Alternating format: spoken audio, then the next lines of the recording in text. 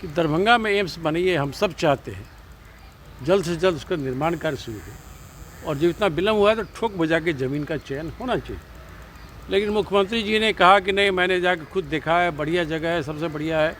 जब मुख्यमंत्री जी संतुष्ट हैं, चलिए भाई, हम लोग भी संतुष्ट हैं। आप लोग को भी जाने के लिए कहेंगे? हाँ, कहा है। तो मैंने कहा कि ठीक है, मुझे स्वीकार है, आप तिथि तय करिए, समय तय करिए, हम लोग चलेंगे आपके साथ। डीएम वो बीजेपी से चीर है। हम कहते हैं कि आप ही कह दीजिए कि केंद्र का कोई रोल नहीं है इसमें, सारा पैसा मैं दे रहा हूँ, मैं ही बनाऊंगा। बना तो दीजिए, जहाँ आप निर्णय लिए थे वहाँ बना दीजिए, मत टपकने दीजिए इसमें भारत सरकार को, आप ही बना दीजिए, हो जाएगा क्रेडिट।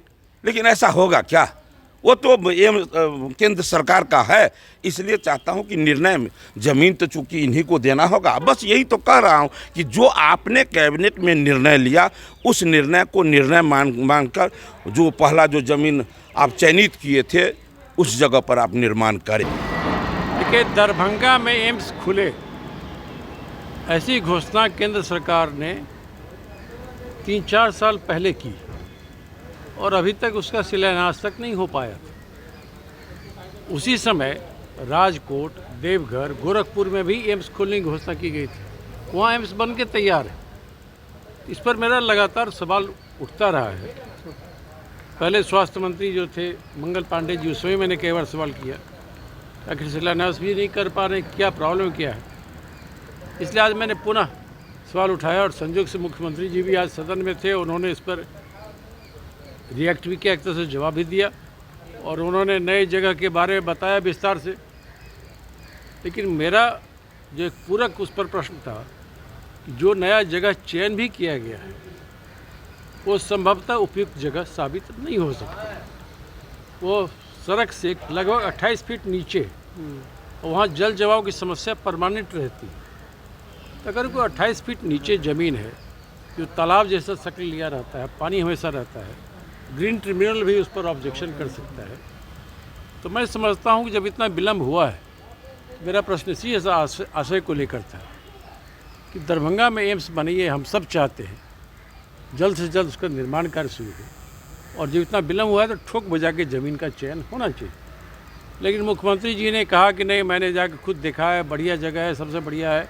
जब मुख्यमंत्री जी संतुष्ट हैं, चलिए भाई, हम लोग भी संतुष्ट हैं। आप लोग को भी जाने के लिए कहेंगे? हाँ, कहा है। तो मैंने कहा कि ठीक है, मुझे स्वीकार है, आप तिथि तय करिए, समय तय करिए, हम लोग चलेंगे आपके साथ। डीएम की ये जमीन एक्वायर भी हुआ, वही मैं कहा, आपने ज़मीन पहले लिया, उसमें कुछ प्रोसेस भी हुआ मिट्टी भराने का। अब कार्य दिया गया कि वहाँ जल जमाव है, जो जवाब आज मुझे मिला है। तो जल जमाव तो वहाँ कभी कभी होता है, लेकिन यहाँ जहाँ आप नया ज़मीन चयन किए हैं, यहाँ तो साल में 6 महीने पानी भरा रहता है। ये तो तालाब का शक्ल लिए रहता है, तो दोनों चीज़ें कैसे होंगी। तो इसलिए मैंने कहा मुख्यमंत्री जी को और स्वास्थ्य मंत्री जी को कि आप इस बारे में अपने स्तर से जांच करा लीजिए। नहीं, ऐसा नहीं हो कि हमें फिर से पुनर्विचार करना पड़े जगह को। आप संतुष्ट नहीं? नहीं, मेरे ख्याल से मैं नए जगह के चयन को लेकर संतुष्ट नहीं हूँ। दरभंगा में एम्स बने, ये हम चाहते हैं, हर हालत बने और जल्द बने, ऐसी मेरी इच्छा है। सपना है, जो सपना हमारे मिथिला के लोग, जो उत्तरी बिहार के लोग देखे थे कि भाई दरभंगा स्वास्थ्य के दृष्टिकोण से एक हब है, क्योंकि बगल में नेपाल है, तो वहाँ बहुत भारी मात्रा में पेशेंट का संख्या रहता है।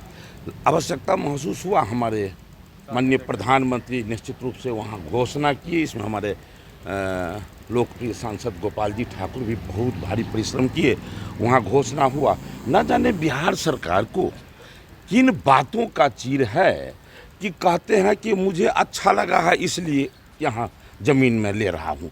मैं ये बात जानना चाहता हूँ कि इससे पहले आपको 2-4 दिन नहीं, 2-4 महीना नहीं, 2-4 साल में आपको समय लेने का अवसर मिला था, निर्णय लेने का, तब जाकर आपने निर्णय लिया।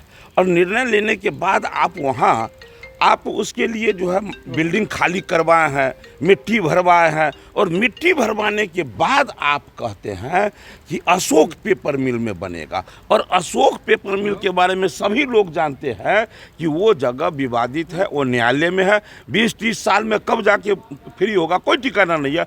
ऐसे जगह का नाम लेने से मिथिला के लोगों को लगा रही तो बिल्कुल भटकाने वाला काम कर रहा है। अभी वर्तमान समय में फिर कहा जा रहा है कि यहाँ शोभन के बारे में, शोभन ऐसा जगह है, वो जगह पूरा 30 फीट मिट्टी भराना होगा, और 30 फीट मिट्टी भराने में जिसमें समय लगेगा कितना, और फिर उस जगह पर क्या 1-2 साल में निर्माण कार्य शुरू हो सकता है क्या? जहां 30 फीट मिट्टी हम भराएंगे और तुरंत निर्माण काम शुरू कर सकते हैं क्या? तो ये सब देखने के बाद हम लोग को थोड़ा सा लग रहा है कि ये सपना कैसे पूरा होगा।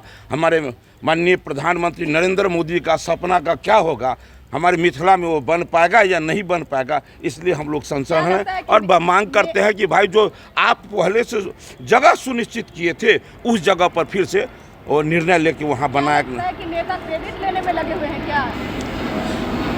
हम लोग तो यही मान रहे हैं।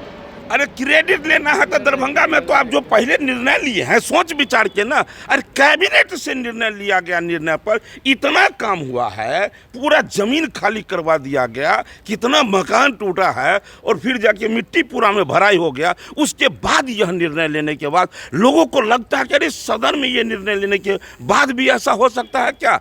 इसलिए लगता है हम लोग तो बस याचक बने हुए हैं कि भाई हमको वो जो जगह पर आपने निर्णय लिया था उस जगह पर एम्स बनाते हैं तो यहाँ के जनता को जो है इसमें सुकून होगा। वो बीजेपी से चीर है। हम कहते हैं कि आप ही कह दीजिए कि केंद्र का कोई रोल नहीं है इसमें, सारा पैसा मैं दे रहा हूँ, मैं ही बनाऊंगा। बना तो दीजिए, जहाँ आप निर्णय लिए थे वहाँ बना दीजिए, मत टपकने दीजिए इसमें भारत सरकार को, आप ही बना दीजिए, हो जाएगा क्रेडिट। लेकिन ऐसा होगा क्या? वो तो केंद्र सरकार का है, इसलिए चाहता हूं कि निर्णय में जमीन तो चूंकि इन्हीं को देना होगा। बस यही तो कह रहा हूं कि जो आपने कैबिनेट में निर्णय लिया उस निर्णय को निर्णय मानकर जो पहला जो जमीन आप चयनित किए थे उस जगह पर आप निर्माण करें।